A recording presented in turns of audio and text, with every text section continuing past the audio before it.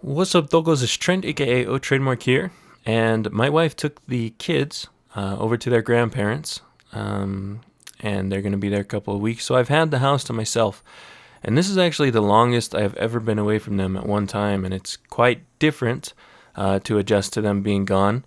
I mean, it's been over 6 years now since I went to college, where I lived on my own.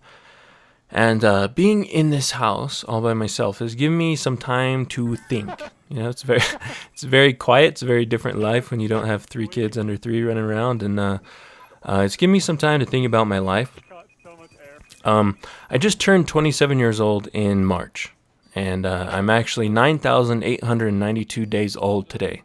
And I was thinking about the number of people that you meet in your lifetime. Like, if we define meeting someone as like introducing yourself, maybe having more than one line of dialogue with them, I probably meet maybe one person a day on average, right? I mean, obviously there's peak times to when you're going to meet a lot of people, like the first week of school or the first week at a new job or when you move to a new area. And there's also those times, low meeting times in your life, like, well, even let's say like the first 2 years of your life when you might meet a lot of people, but you never interact with them or you're never going to remember them. But overall, once you're settled into your life, depending on your profession, you probably don't meet that many people. Even if I doubled that number and said I met 2 people per day, I still will have met less than 20,000 people so far in my lifetime. And I mean, even if we just consider the number of people we interact with or wave at, I've probably still only interacted with maybe 10 people per day for my lifetime on average, and some days you interact with no one. Some days you see hundreds of people that you interact with. And so what I'm kind of getting at is that I've probably only interacted with around, if we times that number by like 10, and I meet 10 people per day, I still would have only interacted with around 98,000 people in my lifetime. Okay, and my point in all of this is that if you compare the billions of people that live on this planet, that live in the world, to the amount of people that actually play a part in your life, it's very minuscule in comparison. And just recently, my YouTube channel reached over 26,000 subscribers. I mean, even when I'm not posting videos, and that's incredible. That means more people have subscribed to my YouTube channel than I've actually met and talked to in my life. So, first of all, I have to say mahalo, or thank you to all of you who have subscribed to my channel. That's pretty awesome to break 25,000. And while I like giving tips and information on how to get better at video games, I don't have any delusions that helping people get better at a video game is somehow contributing to making this world a better place, or that I'm helping you all better your lives. I don't think that at all. That's why occasionally I make meaningful videos where I try to talk about more than just video games. Videos where I tried to pass on any life advice or knowledge which I think might be beneficial to you gamers or just people in general. And that's the kind of video I want to make for you all today. The gameplay in the background is just some clips I've put together from when the first map pack came out. I really haven't played COD at all since then, but yeah, hopefully you enjoy those. But anyways, I was thinking about my life and all of the people that have had the largest amount of influence on where I'm at today. And I started to think about a good friend of mine named Aaron. He's one of my best friends, and he has had a huge influence on my life. But we weren't always best friends. I first met Aaron back in 6th grade. My family had just moved to a new city, and I was in a new school, and for the first few months of middle school, I had never actually met this Aaron in person, but I knew his name because of the PE leaderboards. And basically what that is in our PE classes, we used to do athletic events like high jump, long jump, 100-meter dash, etc. And after we completed those events, the top 5 students from all the classes that had the best scores or the fastest times, they would be posted next to the gym above the lockers in the halls on the wall on these big paper things. So in just about every single event except for I think like one, Aaron had taken the number 1 spot on that list. And I would always be the second or third person on that list. And, I was always so envious of this Aaron guy. Just once I wanted to beat him in an athletic event and take that top spot. And my first real interaction with Aaron was during it was like our school's combined PE obstacle course, which was basically every PE class selected a representative to run in this obstacle course for their class. And I don't remember what you got. You got some free day for your class or something. And I was our class rep and Aaron was his. And in total, I think there was 4 boys, 4 girls, and 4 teachers that were going to race in the obstacle course. And to Aaron, I know this wasn't that big of a deal to him. But to me, this was like running in the Olympics, right?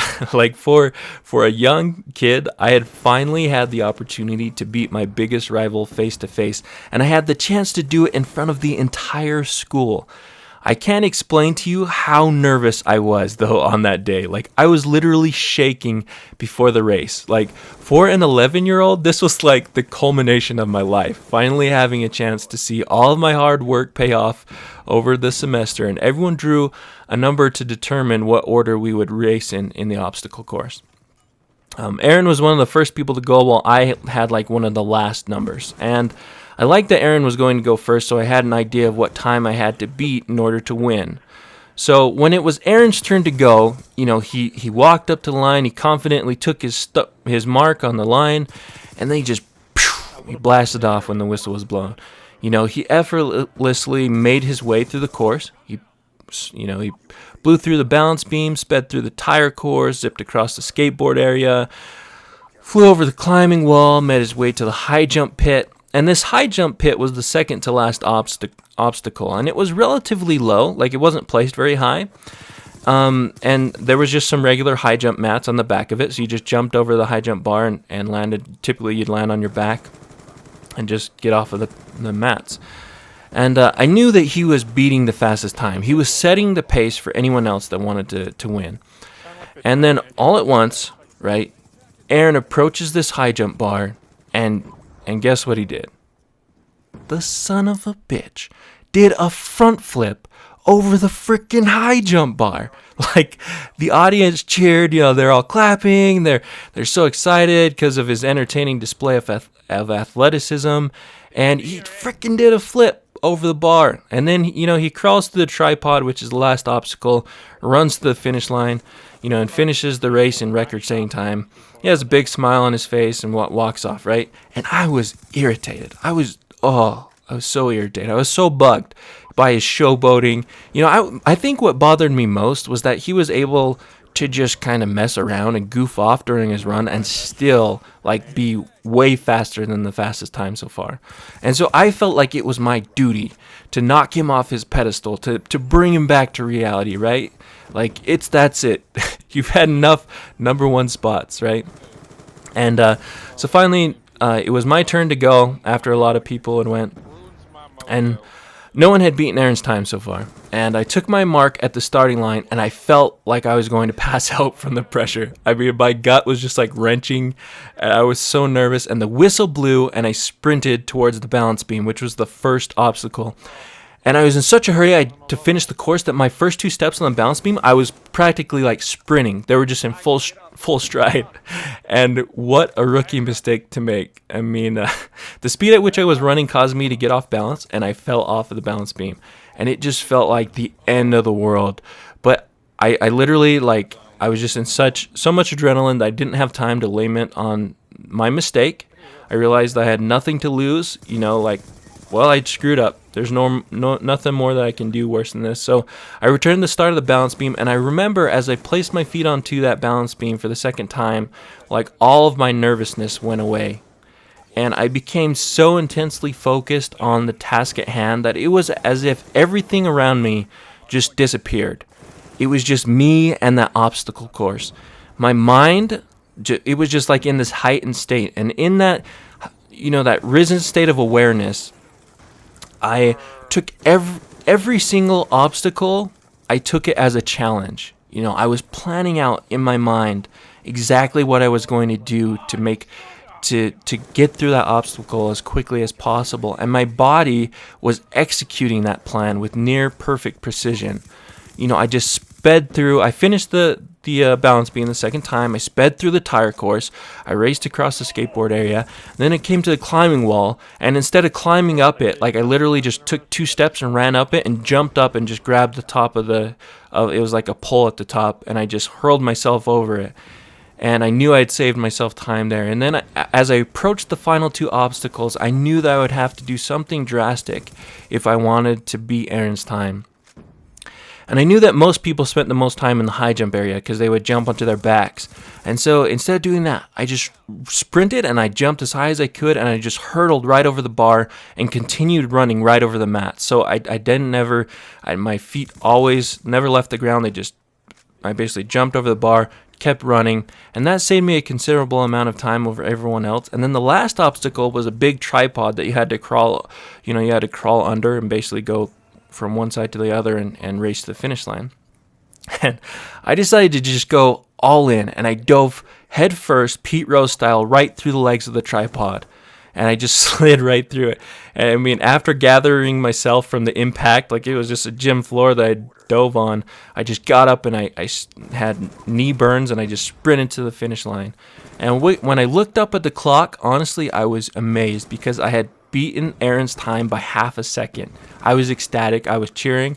And well, my enthusiasm quickly wore off when they informed me that my official time had actually been docked 1 second for falling off of the balance beam. So the official score put me in second place, once again, just by a hair, just by a teeny less than a second. And oh man, I mean, that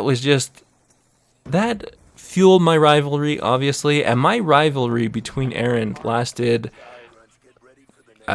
probably 3 years. We always competed against each other in city leagues, in sports, in PE and athletic events, always. And finally, when we reached high school, we actually got a chance to play on the same team. And because in high school you play on the same teams against other high schools rather than just like in your city and whatever. And a mutual friend introduced me to Aaron. I had talked to him in these few years. It's not like I hadn't met him, but I had never hung out with him. I guess our mutual friend we hung out together, and Aaron actually invited me over to his house. And it was like all at once, this rivalry and this envy that I had created over several years for this person just came crashing down. And after I spent more and more time together, over the next year or so, we became good friends, and I began to realize what a unique person Aaron really was. He was very competitive and very athletic, but he had this amazing ability to always enjoy the moment. And he had this amazing ability to draw people in, even people that weren't popular, that didn't feel like they belonged to any group. I know that a lot of his best friends were like outcasts, and Aaron was also one of the few people that understood my enjoyment and my enthusiasm for video games. I have always been a nerd for my entire life, as well as an athlete, but I've always loved video games since I was little. And Aaron was one of the few people that actually accepted that about me, who also played sports. I remember we played GoldenEye on the N64, and we played GameCube together, and he was just an understanding person. But basically, he became well known for his showboating. He just had this ability to just always have fun. And he would do these crowd-pleasing feats during the sporting events. He would do front flips into the end zone while playing football. He would make these ridiculous passes or circus shots while playing basketball. And he would take a moment to wave to the crowd before winning a race in track. And over the years, we fueled each other's desire to succeed in sports. We always pushed each other to do better. We were both 3-sport athletes. Aaron introduced me to track, and I already played football and basketball. And so we played football, basketball, and track in our high schools. And nearly our entire high school careers were spent together, practicing or weightlifting or traveling to games or to tournaments. And eventually we became all-state athletes. And we were even selected for top honor awards in our area, like the Elite 11, which is basically the top 11 football players within our county. And After high school, we were both offered scholarships to play football, and we played a big part in each other's decisions because we actually decided to go to the same college and play football together there as well. And when we started college, we quickly realized just how different life was away from home. Like, even sports were immensely different in college. I was a wide receiver, and Aaron was a defensive back and a running back. And he chose to go the defensive route in college because most people don't play. In high school, a lot of people play both ways. They'll play offense and defense. But in college, you pretty much pick one or the other. And in college, offense and defense, the squads are like, they're treated almost like different teams. Like, aside from stretching and conditioning, the majority of practice is spent on separate halves of the field doing your own thing. And even when we would scrim, you play the starters against the second team. So we never matched up against each other because we were always, the first year when we redshirted, we were on the second team, and then next year we were starters. So like we never matched up against each other. And we lived in different dorms. During our college years, we definitely grew apart, right? Like it just happens. Like you change, you go to college, and we grew apart. Aaron became friends with some guys on the team who weren't the best influence. They introduced him to scripts and a variety of other abusive substances. And I ended up tearing my ACL twice in college. I left school, and I didn't hear from Aaron for several years. It wasn't until years later that we reconnected. He had moved back. We had both lived kind of near the same city, and we ended up working for the same company. He got me a job where he worked, and he started talking to me about the struggles he had experienced, since we went to college, and he had gotten involved in stronger and more harmful drugs over the years, and he had already been to rehab a couple of times in an attempt to quit, but he said he still struggled with that. And we rekindled our friendship, but we began to spend a lot more time together, and it was nice. We played basketball on a city team together.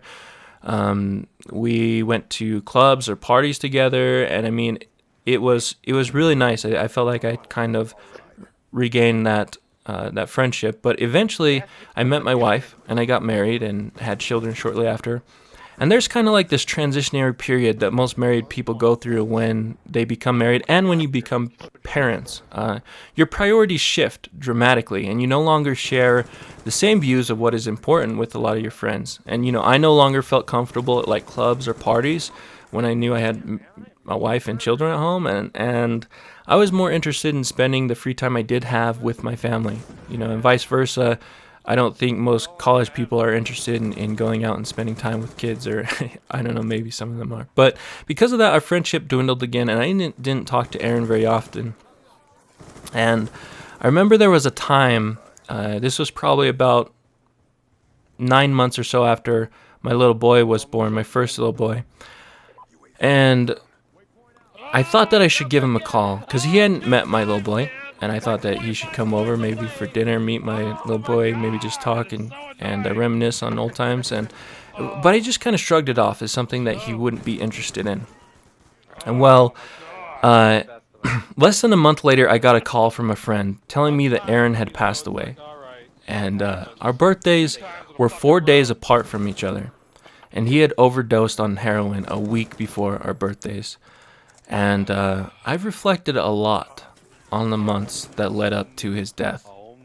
And the one thing that I regret the most is never taking the opportunity to just reach out and ask him how he was doing. To just invite him over to meet my little boy, to tell him how much he has done for me in my life, and to thank him for being there for me all of those times. And the reason I'm telling you all of this story is kind of a sad story. It's because I want you to relate this to your lives. Think about all of the relationships that you have made over the years and those who are important to you in your life. Then think about what you want to tell them, what you would want to tell them if you knew they wouldn't be here next month. This world is a lonely place. Like, even when we aren't physically alone, we can feel emotionally separated. We can feel alone, very lonely. And it's times like those when it's nice to have a friend or a loved one you can turn to for support. So my challenge for all of you is to take some time this week to reach out to a friend or person that means something to you that you haven't spoken with for a while and ask them how they are doing. You know, tell them that you appreciate them and that you are glad that they play a part in your life. You never know what's truly going on in the head of another person, no matter how close you are to them. And you might just be the support that they needed at that time. And if you do this regularly, if you do this on a regular basis, I promise you all that you all live a more fulfilling life, full of more endearing relationships. And that's all that I wanted to share with you guys. Malo Alpito, thanks for watching. I'm out of here. Only if they turn it red in between. Check your timeline. Nope. That's just